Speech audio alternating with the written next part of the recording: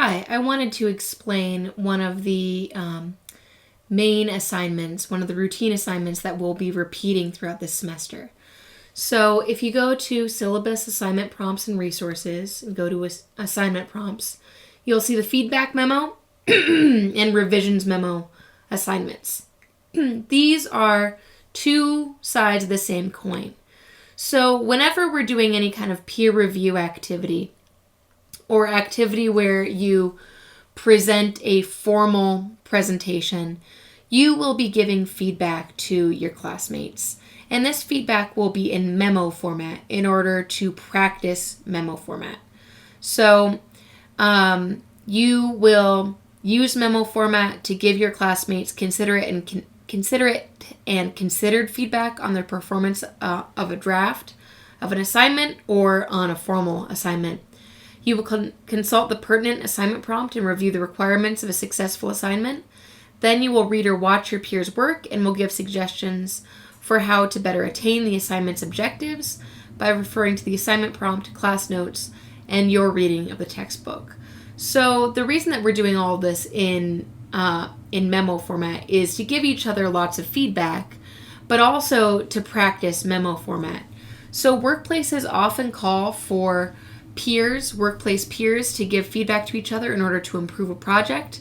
And it is important to practice giving critical feedback in a considerate but useful way. At the same time, we're practicing using memos. Now, memos are a weird workplace document to a lot of people. Memos were the preceding genre to email.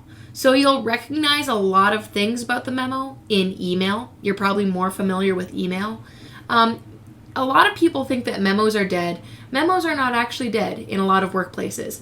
I still receive memos at least once a semester from my department head, and these are usually semi-formal events where she's asking me to sign off on something, like the fact that I received my annual review or the fact that I received my student evaluations, and they've all been written up in this way. So sometimes memos now they sort of occupy a semi-formal place in the workplace. They're not quite as formal as sending out a letter. Letters tend to be outside oriented, whereas memos are usually being exchanged within a workplace. I know that's a weird distinction since email is used in both ways, but we still send letters. Letters tend to carry a lot of weight now. So like when you get accepted to a job, or more so rejected from a job, you'll receive a formal letter saying, you've been rejected.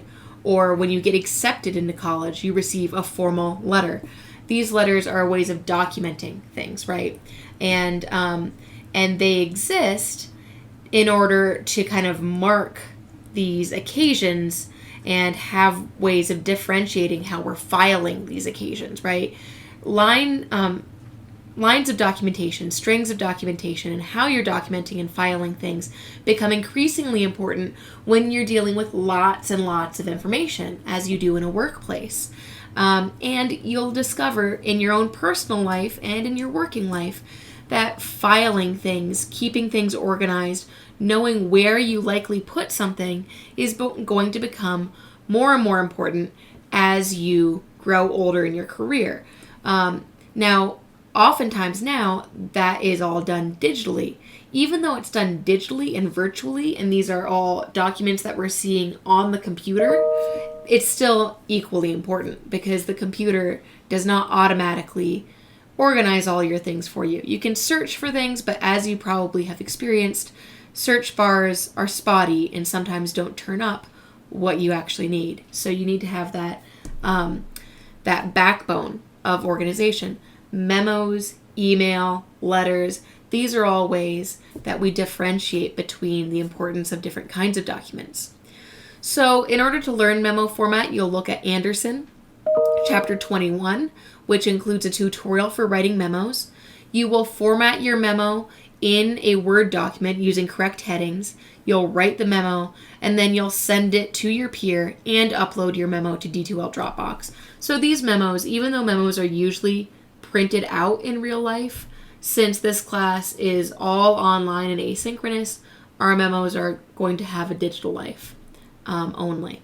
So 30% of your grade is just checking format, and then 70% is content and tone. Do you address your peer respectfully and considerately? Do you make useful suggestions for the improvement of their assignment? And are your suggestions organized and communicated clearly?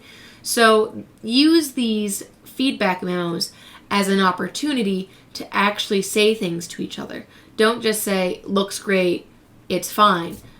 This is a communication opportunity that you should use to its full extent. So the other side of the coin, there's the feedback memo, and then there's the revisions memo. And again, this will occur throughout the semester several times. So the revisions memo is in response to your classmates' feedback memo.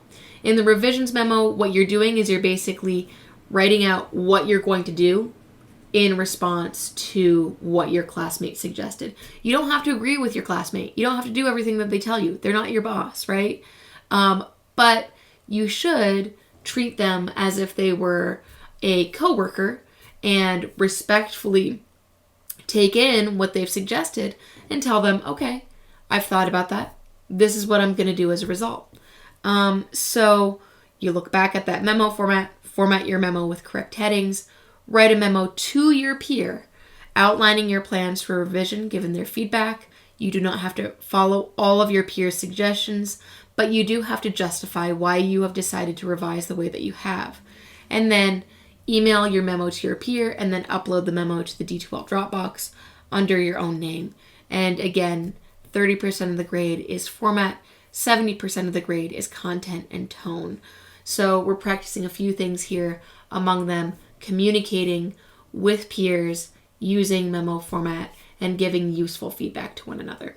I hope that helps. If you ever have any questions, please email me and I'll get back to you as soon as possible. Great. Thank you.